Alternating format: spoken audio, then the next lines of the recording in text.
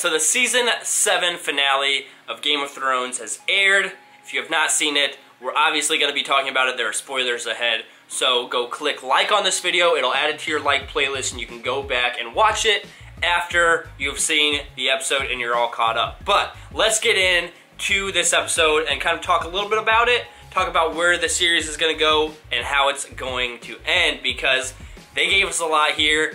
And they really started off strong with this meeting between Dany, Jon, and Cersei. Like, seriously, having all three of these characters, the three most powerful characters, like, you can throw the Night King out because the Night King's obviously the most powerful character in the show, but ever since episode 1 of season 1, the White Walkers have been that underlying tone of death, that kind of overarching enemy that everybody is going to have to fight eventually. So, the human characters between Dany, Jon, and Cersei, seeing them all together, seeing, like, Dany arrive on Dragonback and Cersei's reaction to all of that was just fantastic. And then the actual meeting itself, seeing all these characters reunite, you got to see Tyrion and Bronn reunite, you got to see the Hound and the Mountain reunite. Like, you weren't really sure what kind of tensions were going to be at that meeting and what was really going to happen, but I think they handled it all very well. And then when Dany walked up, you saw, like, the disdain in Cersei's eyes, like, this girl wants to take my throne. And she, from the very beginning, Cersei is she has been about power and having her family in charge, and seeing this girl that has amassed dragons, that has amassed the Dothraki army, that has got the Unsullied to fight for her, like, she is so powerful, and Cersei knows it, and the tension there, just as she's walking up, it's insane. And then them revealing the White to Cersei, like, I don't know if she really believed what was beyond the wall. I don't know if she wanted to believe, but when they dumped out that White, like, the reaction on her face right at the beginning was, oh crap, this is real. But then very quickly, like, her reaction went from, oh dang, to, I have to make sure I keep this power. And, like, she wants to make sure that she keeps it so she survives. And that's, like, all she's about at this point. Like, she just wants to survive and stay alive and make sure that that Lannister name, like, her family is still the one in power. And then I really liked how Euron, like, he's the first one that it really hit. Like, of course it hit Cersei like, oh crap, this is, like, the Whites are real. But when Euron saw it, he was like, nope, see ya, I'm out. And I honestly think, like, he's pretty smart at this point. You don't necessarily really believe him because he is such a despicable character, but you do have to kind of, like, buy it a little bit. You're like, yeah, I don't blame him. Like, go to your island, they can't swim, get out of here. But then Jon comes up and he starts talking about everybody having to work together, and Cersei's like, hey, we'll work together if you swear your oath to me and not Dany. But he's like, hey, I'm Jon Snow, I'm Ned Stark's son, I'm not gonna break my word. I already gave it to Dany. Sorry, I can't. And at that point, like, every person watching the show, I can't imagine, like, anybody saying, yeah, good job, Jon. Everybody was like, oh, there was Tyrion's response, can you not lie just a little bit? Because we're screwed. Like, you literally dug our grave now because Cersei is out. But Tyrion goes and he talks to his sister, and I think this was one of the most powerful moments for both Tyrion and Cersei. Like, Peter Dinklage's acting in this scene was great. You could believe the amount of tension in this scene because, like, Cersei is trying to wrestle with the fact that she wanted to kill Tyrion, and she probably still does, but, like, she wanted to kill him for killing her son Joffrey, but then she finds out, no, like, Tyrion wasn't the one that killed her. So, like, she's wrestling with all these emotions, and Tyrion's there trying to convince her, like, of the reality that is there in front of her. And his acting is so great. And when he tells her to say the words, do it, kill me if you want to, and she doesn't, you're like, maybe she is changing. Like, maybe she is realizing that the Whites are coming, and she can't afford to do that if she really does want to stay afloat. Which, kind of, for me, I'm gonna be honest, I was kind of like, that kind of goes against her character. Like, she is the all-evil character, is she really going to agree with them? Then she comes out, and they have that dreadful underscore, like that dreadful undertone score type playing, and that score was awesome. Like, you weren't sure if she was coming out to be like, alright, everybody here is dying, or if she's coming out and she's like, hey, I'm in. And she comes out and she's like, hey, I know you guys hate me. I hate you. I'm not asking for any promises. I'm not asking for anything, but we'll send our armies north. And then later we find out, nope, she is not in. She is keeping her armies in King's Landing. She's letting Daenerys' army, she's letting Jon's army, she's letting everybody else up north fight the White Walker. Whoever lives, whether it's the humans, whether it's the whites, whoever ends up living, they can come, they can take their remaining army, come fight us, but we're staying here. And that was true Cersei in like her finest. But Jaime was not buying it. Jaime did not like, as you've seen Jaime grow so much throughout this show, and I'm still not necessarily a huge Jaime fan just because like his character has been all over the place, kind of so wishy-washy, but at this point I was like, yes, Jaime, like you have to get through to her about this. And when I thought this was the moment where Cersei was going to kill him, but she let him go. And it kind of leads into what's going to happen next, and Cersei is there alone. And when they pan out from her standing there by herself and Jaime riding off towards the north, you see this really grim look of King's Landing, which looked amazing. Like the pan of King's Landing looked so good, with winter finally coming across and it starting to snow a little bit. Like, that scene was so eerie but so good. And then you saw that map, that big map in Cersei's like palace area.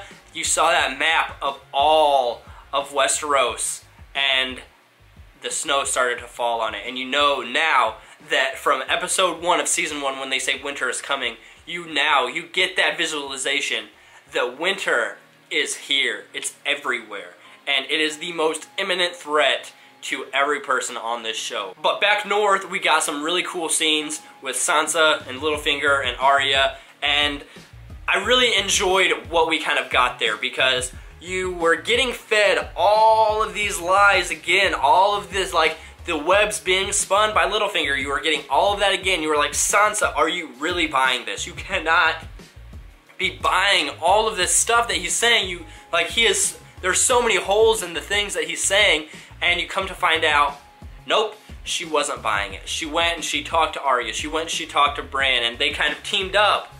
And when they had that moment in the, I guess, courtroom, whatever, they had the little hearing for who we thought was going to be Arya, and then she says Lord Baelish, and you're like, whoa!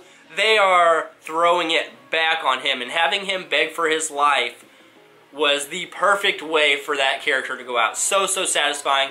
And I like that back in all the way, again, this episode harkens back to episode 1, season 1 so much. And when they talk about the one who passes the sentence must swing the sword, I thought it was great how the remaining children of Ned Stark kind of all formed together to be the person that passes the sentence and swings the sword, as Bran was kind of the one who visualized all of the crimes, then Sansa was the one who passed the sentence, and Arya was the one who swung the sword. So I thought that was a really cool playback to Ned from season 1. I thought that was really great, and I thought that was just a really cool way to see Lord Baelish go out. I wasn't sure if he was going to make it or not. I wasn't sure if Sansa was going to be as naive as she's been in the past. In a longer season, I would have liked to see her go talk to Arya, her go talk to Bran, because that was kind of